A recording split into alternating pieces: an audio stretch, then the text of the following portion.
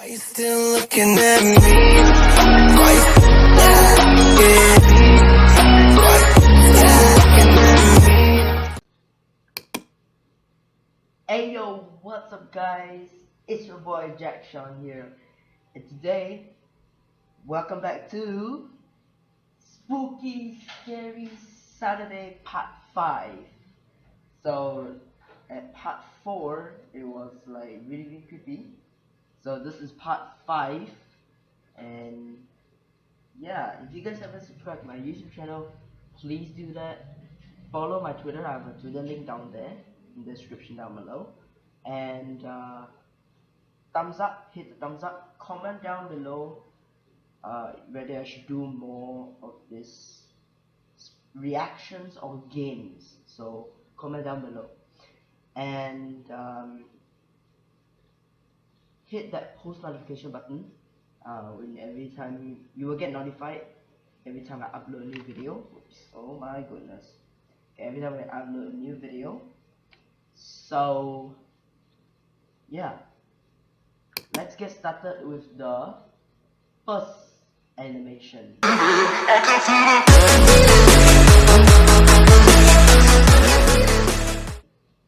Now, this says, why does my family hate me? Scary story time, or something scary, by Snarl. So I will put a link to this YouTube channel that created this animated story. You guys can watch this by yourself. So yeah, and same thing, it will be 2 videos, 2 animations. Let's do it. Hey Oddings! Before we get into today's episode, I wanted to really quickly tell you about one of our sponsors who, without them, the show would not be possible. If you're looking for a better night's sleep, I recommend that you try a Purple mattress. They're firm and soft at the same time because they're made from a brand new material developed by an actual rocket scientist. They keep you supported and still very comfortable at the same time, and they're breathable so you stay cool. So if you want a better night's sleep, try Purple for a 100-night risk-free trial. If you're not fully satisfied, you can return your mattress for a full refund.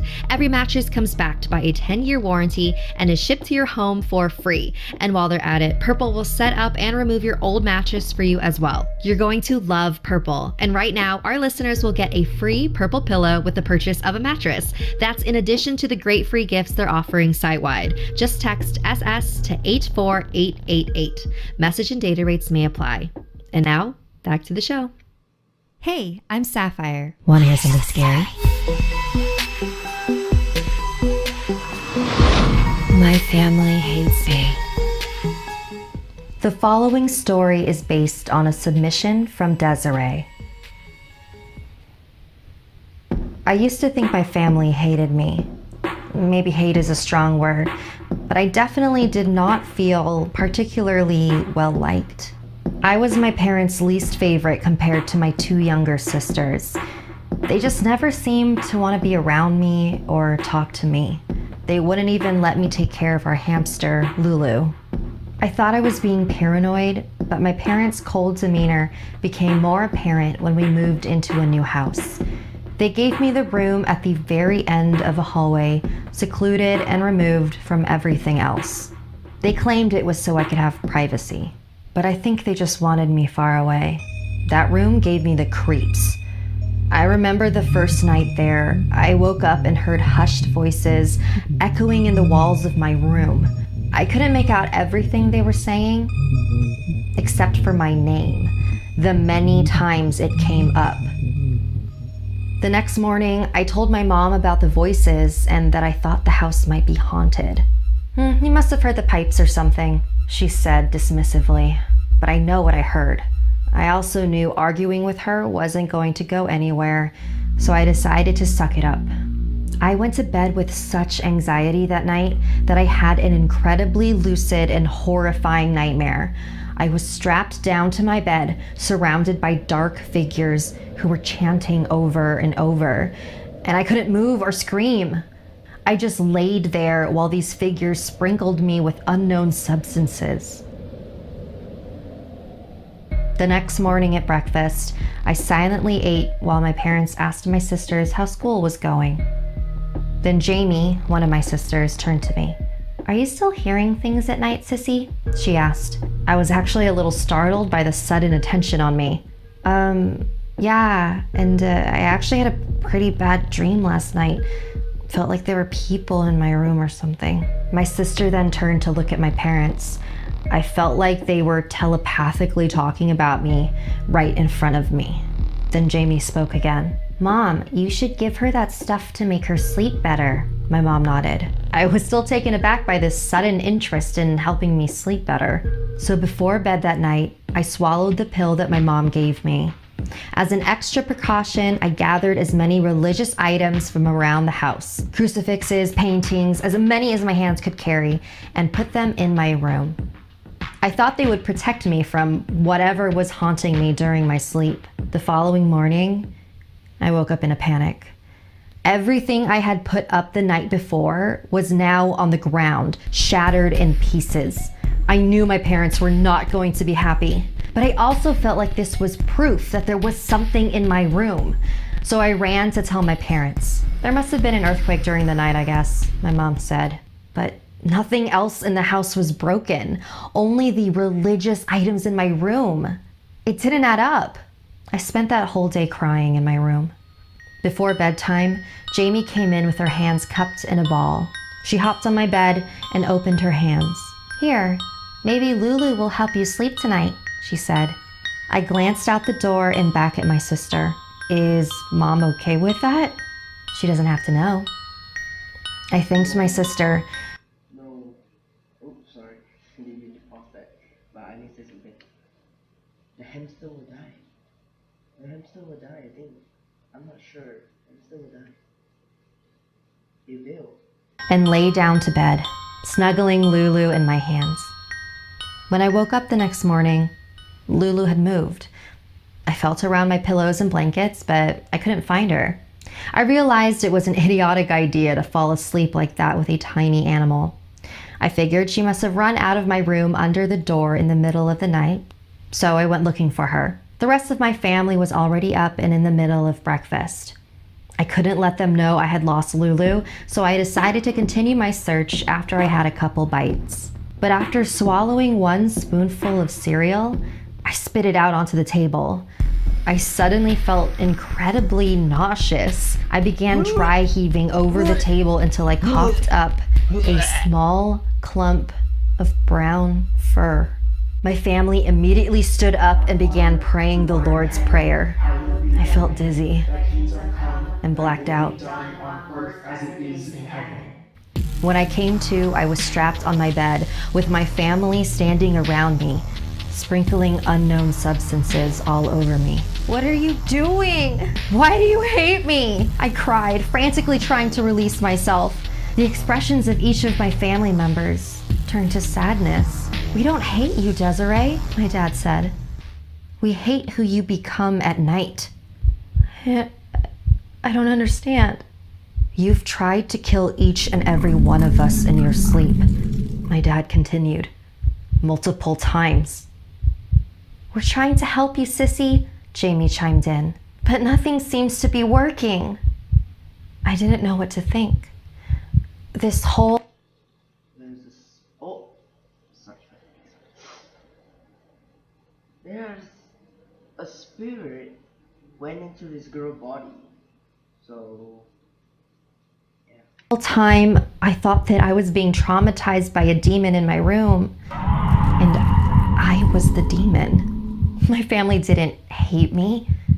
They're just afraid of me. And I think I am too.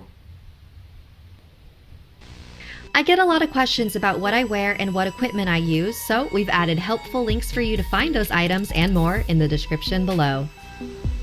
Thank you to all of our patrons, especially Lulu, who had a character named after her in this episode. If you'd like to join our VIP program, visit patreon.com/snarled. Want more Something Scary? You can hear more stories over on the Something Scary podcast, available for free on Apple Podcasts or wherever you listen to your favorite shows. The links are in the description below. If you'd like to submit a story, send me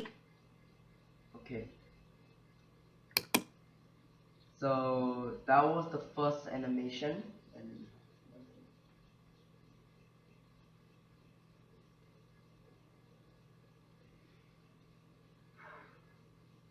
okay, so that was the first animation, and now moving on to the second animation by the same person. Let's get started with the second animation.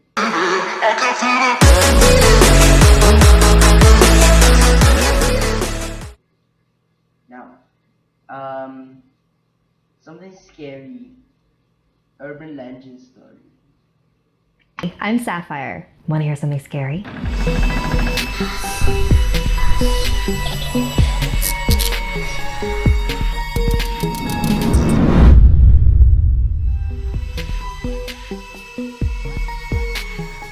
One night when I was 16, I spent the night at a friend's house. Neither of us had tried Bloody Mary before, and we decided that tonight was the night that we would. If you've somehow managed to miss that part of your childhood, Bloody Mary is the urban legend that claims if you stand in front of a mirror in the dark, spin around and chant Bloody Mary 3 times, she will appear in the mirror and claw your face.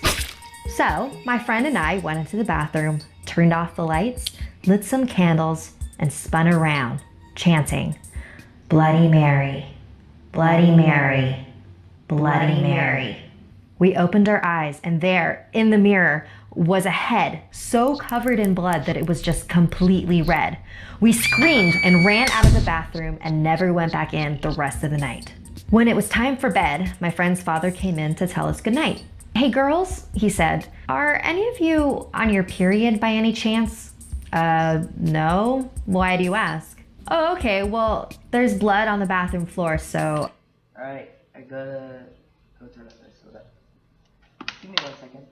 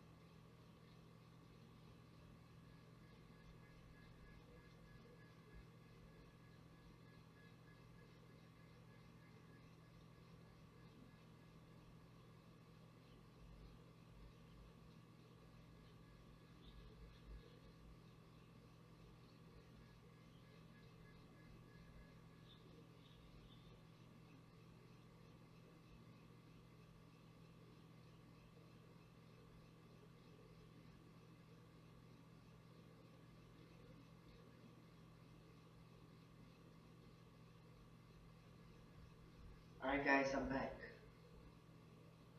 Alright. Now, just go run away you one piece. I'd like you to clean it up when you get a chance, please.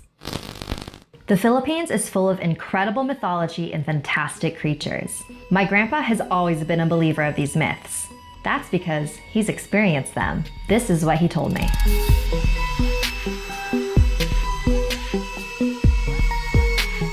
I lived in a rural town in the Visayan Islands of the Philippines. I was in my mid-20s and working late one night. It was about 2 o'clock in the morning when I began to walk my way to the bus station, my way lit only by the full moon. I've walked this path many times. I passed by this house that had a dog in the yard that would always bark at me when I passed. But tonight, it just stared and just watched as I walked by. And that's when I heard it, a very strange sound in the distance. I had heard of the tikwi, sometimes known as a wakwak or aswang. It separates from the lower half of its body to fly around at night, searching for any living soul, to rip out their hearts with their taloned feet and feast. And when you hear its call, you know it's hungry. So I continued walking towards the bus station, and I could still faintly hear the sound. And I saw that there was a security booth with a guard inside. I didn't want to wait at the station alone, so I slipped inside the booth and waited with the guard. I still wasn't sure if I was imagining the sound, but from the look on the guard's face, I'm pretty sure he heard it too. So we both just sat there, motionless. Finally, the bus arrived and I ran out of the booth and onto the bus and rode all the way home, the sounds of the tikwi growing fainter and fainter. The next day, I told my coworkers what had happened, and that's when one of them told me, tikwis are master tricksters. The further away they sound, the closer they are. This is a story that was passed around a lot when I was younger, and it still gives me chills to this day. Let me tell you about the man who was a little too curious. Okay, this is a bit very long, so I think those two are counted as a story already. Very very short, but it's still a story. This is part 5, which is very nice. The first one was really creepy. It's like you yourself turn into a demon and you are trying to kill people. So, but this one, the second one, is nothing scary at all. So, yeah. Hold up.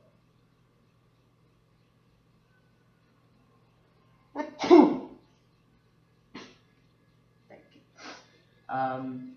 Yeah. So I think that was it. If you guys like this, video, follow my Twitter. This is my Twitter link. My Twitter, I can show you everything that I did. I basically post out phoenixes and yeah, a bunch of these, and then I will always put videos on Twitter to let you guys know that I have a new video coming out, and this is my new profile pic. So yeah, don't have any followers, so please follow me. I really appreciate if you follow me. I have this link down there, and I will have my YouTube link down in the description down below. So I think I have my channel link in the description down below, and the intro song is also down below because you guys are interested on the song that I use for my intro. It's actually down there in the description down below. So I hope you guys enjoyed this video. Thank you so much for watching this video, and I'll see you guys next time. Adios.